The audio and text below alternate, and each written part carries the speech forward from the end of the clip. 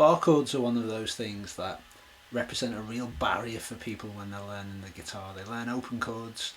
Generally, if you sort of practice enough, most people make quite good progress learning open chords. But then they reach a point where they get fed up playing everything between these sort of first 3 frets, and they want to, start playing further up the neck. They want to start, getting used to everything that the guitar can offer. And it's probably the biggest hurdle that any guitarist faces, is learning how to play bar chords, because it just feels so difficult when you first start doing it. So what I thought I'd do is, in this video, it's going to be a really short video, and I just want to share with you the 3 things that I've seen with my own students that make the biggest difference to being able to shape bar chords that sound good and don't kind of get that horrible cut. We don't want that sound. So 3 things that I've seen make a big difference, and usually one of these 3 will massively help you. As a rule, all 3 don't tend to work for everybody, but there's usually one of the 3 that is a real turning point. So I hope that these things help you. Okay, so number 1 sounds like an obvious one to some people, but it's something that some other people have never even thought of, and that's that you must push forwards with your thumb. So when you make a bar chord shape, let's just go with an A, using an E shape here on the 5th fret. We're not just pulling our fingers back onto the fret, you must also push forward with your thumb. One of the main things that stops people being able to cleanly fret bar chords when they start playing is they don't have the strength in their fingers yet. And a really easy way that you can make it easier for yourself is to push forwards with your thumb as well as pulling back with your fingers. And what that does is you create a kind of vice, and it allows your fingers to, you don't have to push as hard with your fingers basically if you're pushing forwards with your thumb. So that's a simple one, and maybe sound obvious to you, but in my experience a lot of people don't actually do that. They just kind of concentrate on their fingers, push forwards with your thumb. Okay, the next one is, when you make that shape there with your finger, one of the things that for most people sounds bad is this string here, the 2nd string.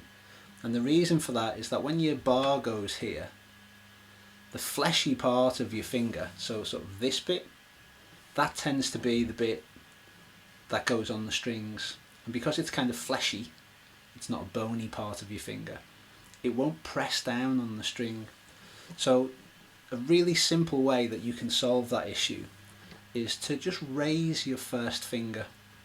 Okay, so if you look at how you play bar chords now, it's probably something like that. Your finger's probably about that high. I hope this comes through on the video.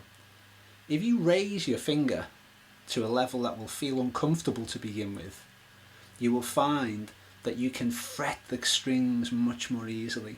And usually that's because your finger moves up to this bony part here underneath your knuckle.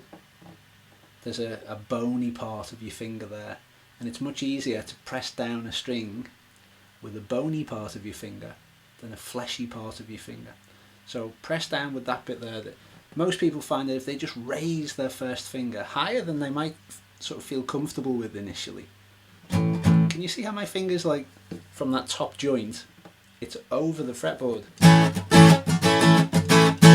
Yeah, nice clean. We hear all 6 strings really ring out. But if this finger's down here somewhere, it's okay, but it doesn't feel as secure to me. And I know from experience that if your finger's higher, you will have a greater chance of ringing out all 6 strings cleanly. And the 3rd tip that I want to share with you that I've seen work for tons of people is to turn your finger in slightly. So when you make the bar, your finger, your index finger, it doesn't need to be flat. We don't want it to be flat. If it's completely sort of flat down, then what happens is it becomes a lot harder to actually make the chord shape. What you'll find it easier is, don't put it on flat like that. It can turn back.